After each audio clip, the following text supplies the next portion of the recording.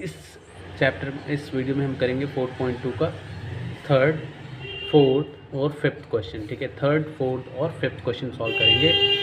बहुत ही easy concept solve करेंगे। मैं इससे पहले भी इसी तरीके के काफ़ी क्वेश्चन करा चुका हूँ, कोई बात नहीं, हम करते हैं। पहले थर्ड क्वेश्चन करते हैं। कह रहा है ऐसी दो संख्याएं ज्ञात कीजिए जिनका योग 27 और गुणनफल 182 हो। ठीक है, एकदम ध्यान से देखना, मैं क्वेश्चन भी कराने के लिए जा रहा हूँ। वो क्या कहता है, दो ऐसी संख्याएं ज्ञात कीजिए जिसका योग कितना हो, 27 हो। ठीक है, योग कितना हो, 27 हो। पहले इसी चीज़ को पकड़ते हैं। वो ये कह रहा है कि आपने कोई सा भी दो नंबर जो है ना जोड़ा है, उसको जोड़ के कितना है, उसको जोड़ के 27 आया है। ठीक है, अच्छा मैं एक चीज़ पूछता हूँ, ठीक है, आपसे खुद ही एक कॉमन सेंस लगा के मेरे को बताना, क्वेश्चन अगर समझना है तो, है ना। देखो मैं ये कहता हूँ ना, कोई दो नंबर जोड़ के 13 आया था, ठीक है, और पहला नंबर जो है वो 5 था। मुझे बताओ दूसरा नंबर क्या होगा। आप क्या करोगे, कैसे निकालोगे उसे। आप क्या करोगे, 13 में से 5 घटा दोगे।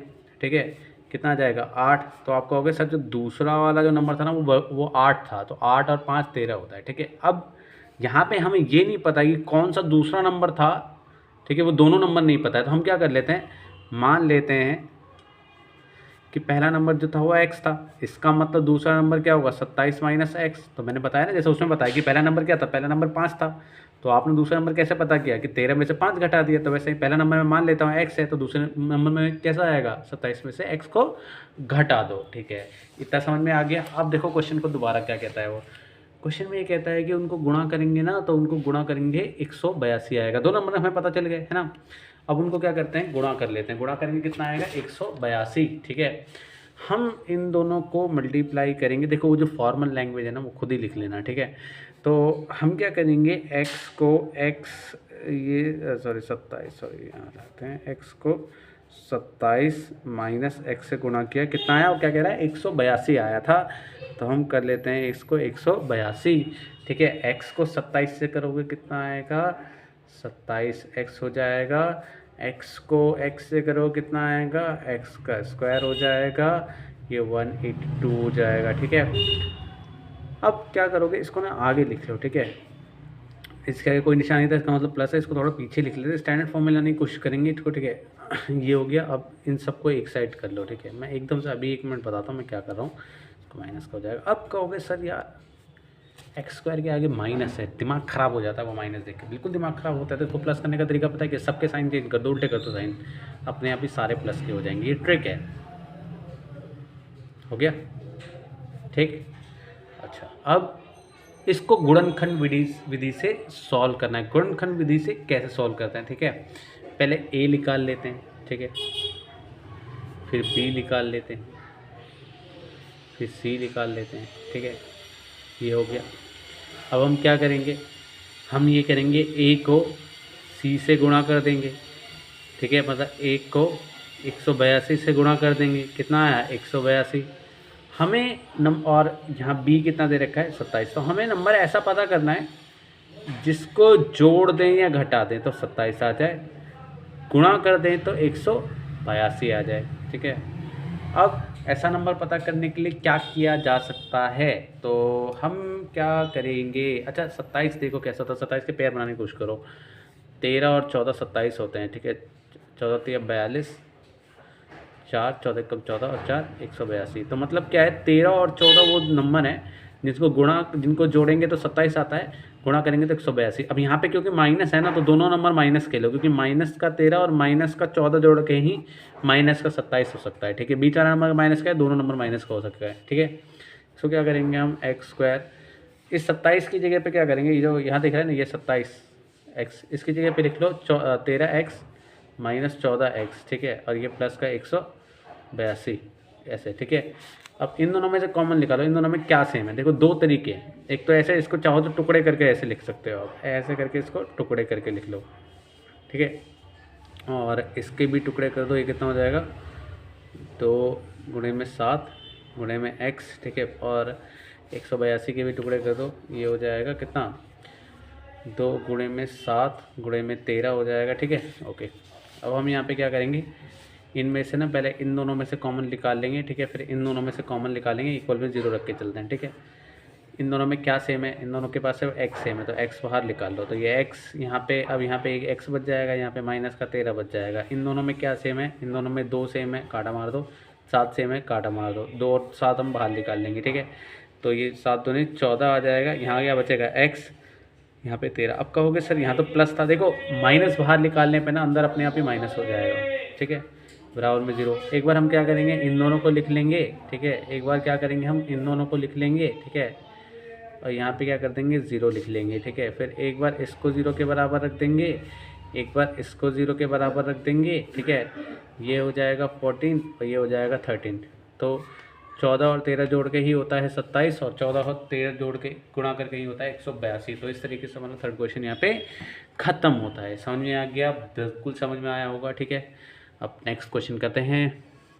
अब नेक्स्ट क्वेश्चन में कहता है 2 क्रमागत धनात्मक पूर्णांक ज्ञात कीजिए जिनके वर्गों का योग 365 है। अब यहाँ पे मैंने पहले ही एक मतलब 4.2 का जब क्वेश्चन सेकंड वाला पार्ट पूरा कराया था उसमें मैंने ये बताया था कि 2 क्रमागत धनात्मक पूर्णांक क्या चीज़ होती है, नहीं पता है तो दोबारा मैं बता देता हूँ, कोई दिक्कत नहीं है, हमारा काम ही यही है, ठीक है। तो हमें सिर्फ ये कह रहा है कि आपको ना ये ध्यान दो, ये इस वर्ड पे ध्यान दो, इस पे ध्यान दो और इस पे ध्यान दो। वो ये कहता है कि 2 क्रमागत पूर्णांक हैं, उनका वर्ग करेंगे तो 365 आएगा, ठीक है भाई, इतना सही है क्वेश्चन। अब पूछो कि 2 क्रमागत धनात्मक पूर्णांक क्या होता है और वर्ग का मतलब क्या होता है, पहले तो ये पता होना चाहिए, ठीक है। चलो ठीक है, हम क्या करते हैं, थोड़ा पन्ना पलट लेते हैं अपना, ओके। तो जब मैं क्वेश्चन करा रहा था उसमें मैंने आपको बताया था ना कि x plus 1, x plus 2, x plus 3 ये होता है अपना क्रमागत धनात्मक पूर्णांक, ठीक है, यही होता है क्रमागत धनात्मक पूर्णांक। हमारा ये ऐसे चलता रहता है, ठीक है।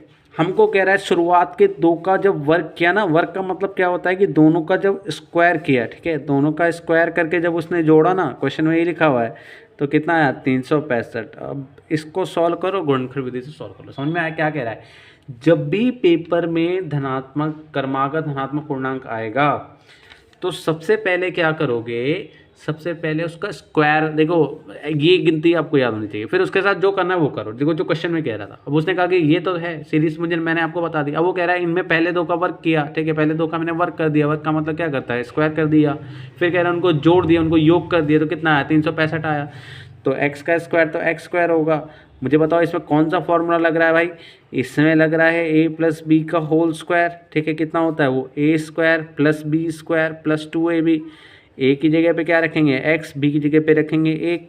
जब आप इसमें वैल्यू पुट करोगे तो ये हो जाएगा x का स्क्वायर, 1 का स्क्वायर, और ये हो जाएगा 2x, और यहाँ पे 1 फॉर्मूले में वैल्यू रख दी, x की जगह पे, a की जगह पे x रख दिया, b की जगह पे 1 रख दिया, बराबर में 365, ठीक है।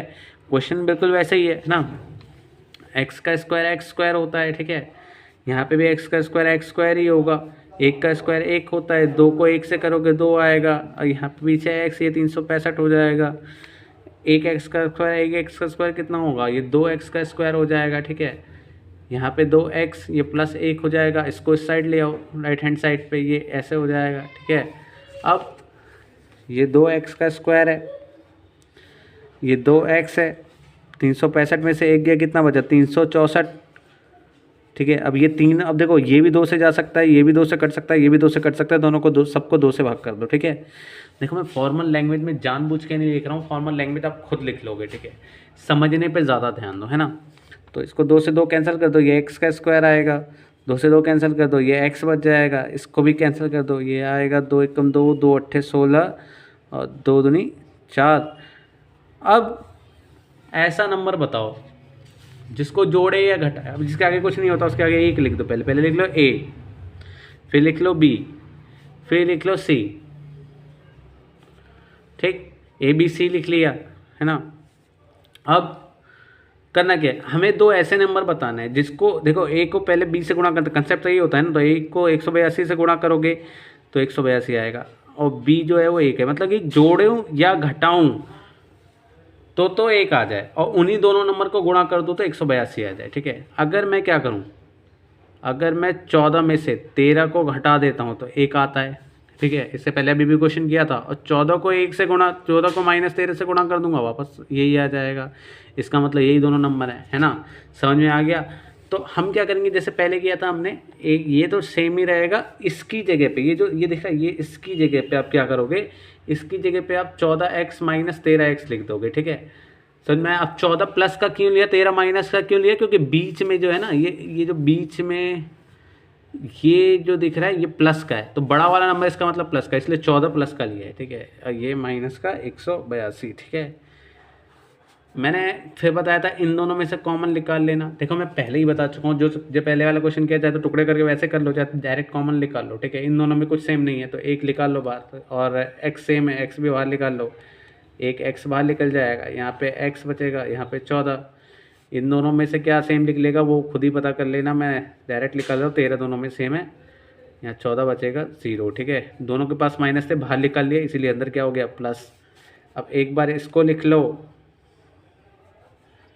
ठीक है, एक बार इन दोनों को लिख लो,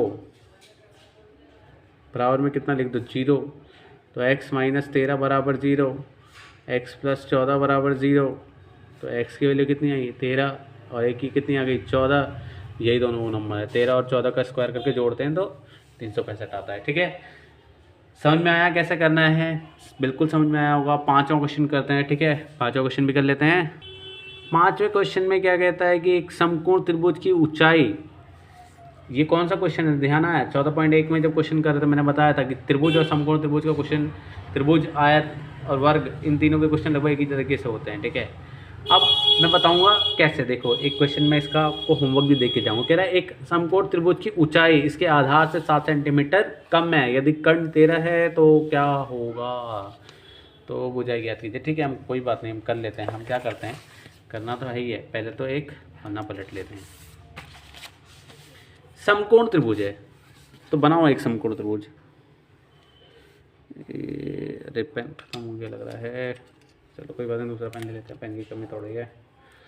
एक समकोण त्रिभुज है, एक समकोण त्रिभुज क्या हो गया, ओके, ये समकोण त्रिभुज है। ठीक है, इसमें ये कहता है कर्ण जो है ना 13, ये तिरछी वाली लाइन हमेशा कर्ण होती है, इससे तो कोई मतलब नहीं है, वो तो 13। उसके बाद वो क्या कह रहा है, एक समकोण त्रिभुज की इसके आधार से, इसकी ऊंचाई जो है इसके आधार से 7 सेंटीमीटर कम है।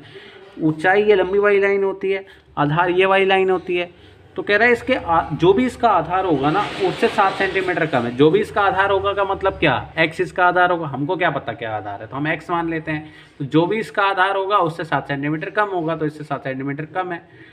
ये तो दोनों साइड पता चल गई। अब जब भी समकोण त्रिभुज आए, ठीक है, और उसमें कर्ण की बात कर रहा है ना, समकोण त्रिभुज आए तो ठीक है, और आयत आ रहा है उसमें विकर्ण की बात कर रहा है, वर्ग आ रहा है उसमें विकर्ण की बात हो रहा है, फॉर्मूला हमेशा एक ही लगेगा, कौन सा, पाइथागोरस प्रमेय। पाइथागोरस प्रमेय क्या होती है, ये होता है लंब का स्क्वायर प्लस आधार का स्क्वायर